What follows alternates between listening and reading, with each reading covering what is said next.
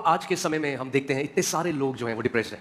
We see in today's day that so many people are depressed. और दुख की बात यह है कई परमेश्वर के बेटे बेटियां भी इस कैटेगरी में आते हैं। And the sad thing is many sons and daughters of God come in this category. और ऐसा इसलिए है, जो मेन कारण इस बात का है वो ये है that they are not spiritually fed. And the main reason for this is वो आत्मिक रूप से कुपोषित हैं, उनको खिलाया नहीं गया आत्मिक रूप से. If you are not spiritually fed, you will be emotionally led. अगर आप आत्मिक रूप से खिलाए नहीं जाएंगे तो आप भावनाओं के चलाए चलेंगे. और बहुत सारे ऐसे मसीह हैं आज जिनके इमोशंस के द्वारा वो चलाए जाते हैं। And there are so many believers today that live their life by their emotions. और इसीलिए एक ऐसा जीवन वो जी रहे हैं जिसमें वो डिससैटिस्फाइड हैं, खुश नहीं हैं, फ्रस्ट्रेटेड हैं। And that's why they're living a life where they're not satisfied, they're dissatisfied, they're unhappy, frustrated. और एक बड़ा कारण है कि बहुत सारे लोग जिस मसीहत में हैं उसमें वचन नहीं। And a major reason for that is the Christianity many people are living in, there is no word in it. वो एक मरे हुए धर्म में है। They are in a dead religion. मैं बार-बार आपको एक बात बताता हूँ, आज फिर से कहता हूँ।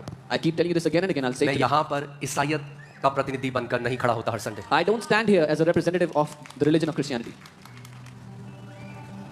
एक कारण है जिसकी वजह से मैं यहाँ खड़ा होता हूँ कि आपको परमेश्वर के वचन की तरफ मैं ले जा सकूँ। There is a reason why I stand here so that I can lead you to the word of God.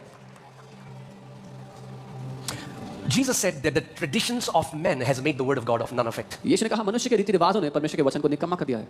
यानी जब कलीसिया में वचन नहीं होगा So when तो the उसका church सब्स्टिट्यूट क्या होगा?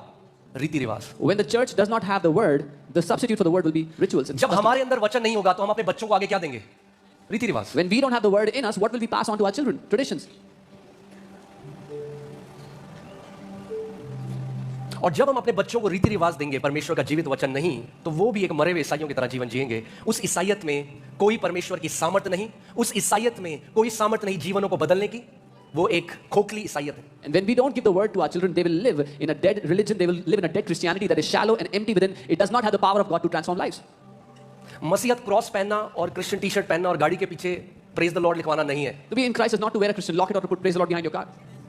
मसीहत मसीह की वो पुनरुत्थान की सामर्थ अपने अंदर लिए चलना है, लोगों का जीवन बदलना है, बीमारों को चंगा करना है, दुष्ट आत्मा से ग्रसित को आजाद करना है। यीशु ने कहा जैसे पिता ने मुझे भेजा है वैसे मैं तुम्हें भेजता हूं। It is to carry that resurrection power of Jesus in you, to set the captives free, to heal the sick, to deliver those who are oppressed by the devil. Jesus said, as the Father has sent me, so am I sending you.